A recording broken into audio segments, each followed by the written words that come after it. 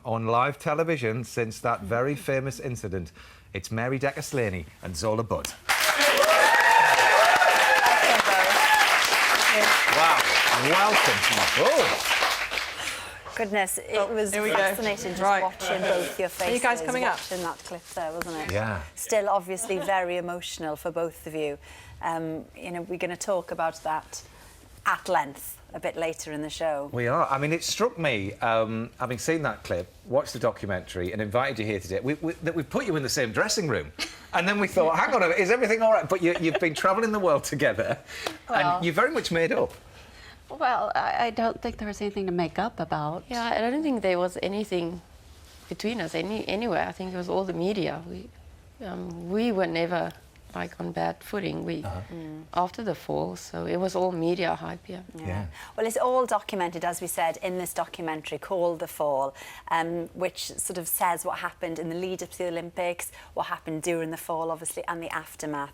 So hopefully we can share all that with our viewers a bit later. Thanks for joining us, both of you. Thanks. So let's talk more about this incredible documentary, which is called The Fall. It's to do with the incident, the '84 Olympics, but actually it's much more than that, because it rewinds right back through your lives, and there's some beautiful footage of you both when you were incredibly young and discovering the joys of running. I mean, back in the day, how did running make you feel, Mary? Oh, absolutely whole.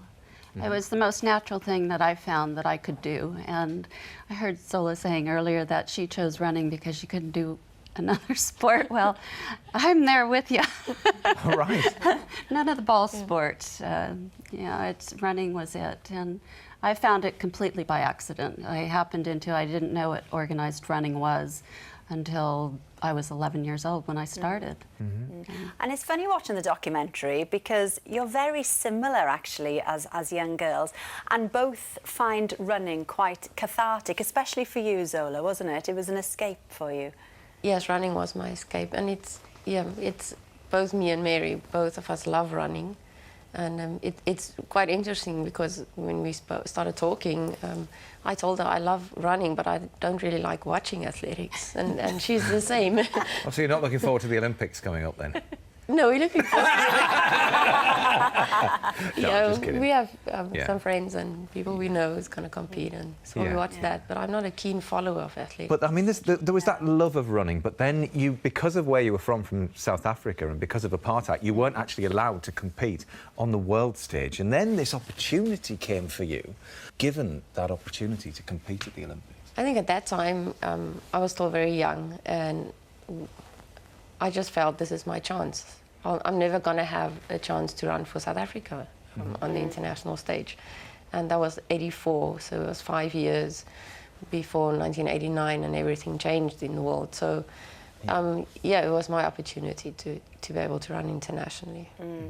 And then you came over to Britain and things changed then quite dramatically, didn't they? I mean, it says in the documentary you felt a bit like you were under house arrest because all this press surrounded you, and suddenly the dreams that you had for the Olympics were not dashed, but you felt very differently going into the race, didn't you? Yes, definitely. I think the idea I had about running internationally and all the dreams I had, reality just didn't get close to, or my dreams didn't get close to what reality was. No.